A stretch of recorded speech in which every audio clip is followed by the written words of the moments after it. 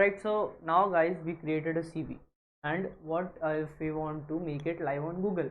What if we want to upload it on Google? So how can we do it without paying anything and without even knowing how we can upload a site to Google, so that others can see your website and others can notice your work? Okay, so we can do this. So now I've created this CV for myself, right?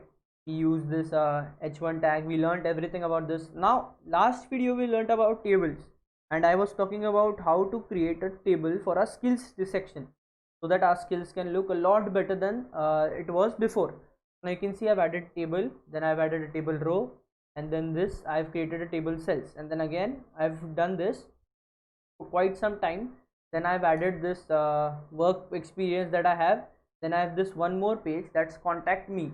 Once you click on it, you go to another page, and I've created this Google form that you can fill and submit to me, so that if you have any queries, you can just ask it to me directly, right? Now I want to make this site live. How can I do that? So you go to Google. There's one website that allows you to host your site for free.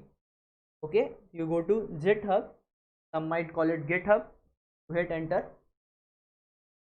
Then this will be the first result that comes up, the world's leading software development platform. You click on this. After this, it will ask you to register, so you register for it, but as I have already registered, so I'll just sign in. You guys can register and follow the steps. Okay, alright guys, so after they'll ask you to verify your email address. After register, there will be a number of steps that they'll ask you, like what you want to use GitHub for. So you just click according to the things that you want to use GitHub for, and you verify your email ID. Then you'll be brought to this page. So now from this page, pay a good attention. We have to do what we have to do here now. So after you see this page, you will click on create a repository. Okay, just click on create a repository. After this, they'll ask you a few things. Now give it a name. Suppose I want to give it personal CV. Okay, I'll not give it a description. Leave this to public. Okay, then click on add a readme file. Initialize with this, add a readme file, and we'll just leave all the other part like this. Then we'll click on create repository.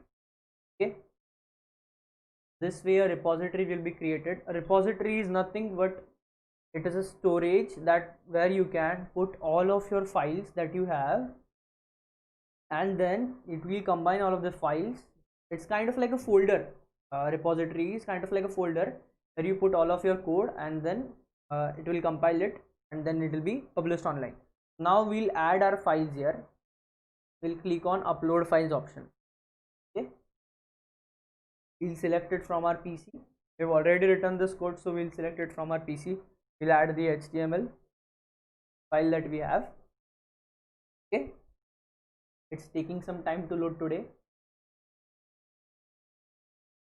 Now here they say drag and add them or choose files, so we'll choose files from our desktop. This is section. We will just select this folder. We click on open. We'll select both of them, and we'll click on open. Now you can see uploading one of two files. The files will be uploaded here, contactme.html and index.html. If you have a fast internet connection, it will work pretty much faster than this. This is very slow today. Okay, so now both of these files will be added, and here we will click on commit option, commit directly to the master branch. Okay, you can see commit option here, and then we'll click on commit changes. Okay, click on commit changes, and this happens. Just reload. This is cookies must be enabled. Just click on commit changes. Okay, now we'll have to add files again.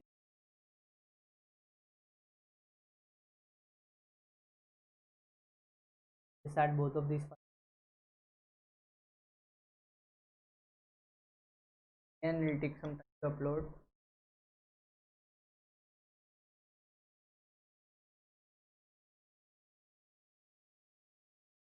After uploading, after completing the upload,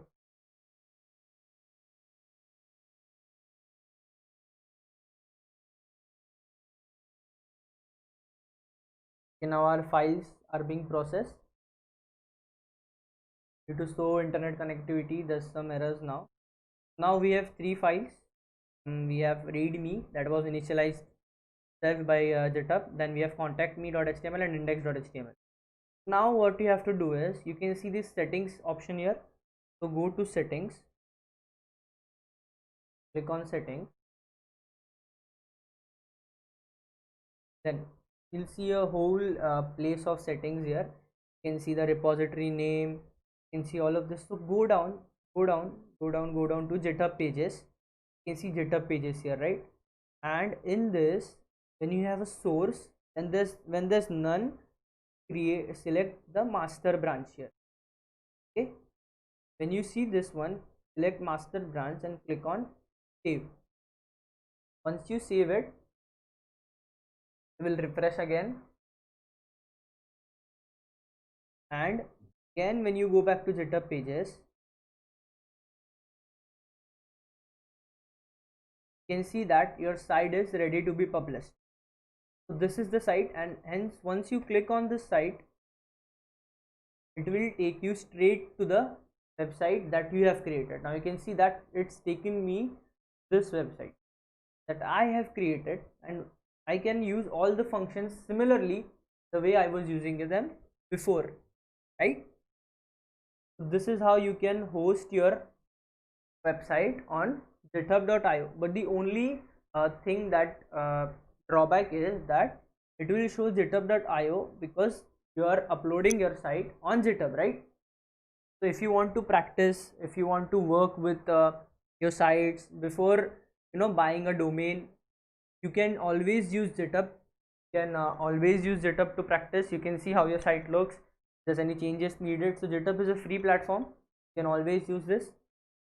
This was it, how we added website on Google, how we made our website live. You can just copy this link and then share it to your friends, and even they can see your website on their phones, laptops, or any device. Okay, that's it for this video, and that's it for this series. HTML tutorials are on an end here. Now next we are going to start with this tutorial of HTML and CSS3. We are going to learn styling with HTML and CSS3. There's many new HTML elements that you're going to learn which were included because we needed styling, right? So I've not taught that element, so please be sure to watch that next tutorial also. That's it for this video. Thank you so much.